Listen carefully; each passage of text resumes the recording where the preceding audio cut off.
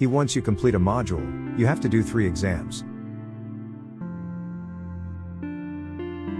Unit tests, mock exam, term test.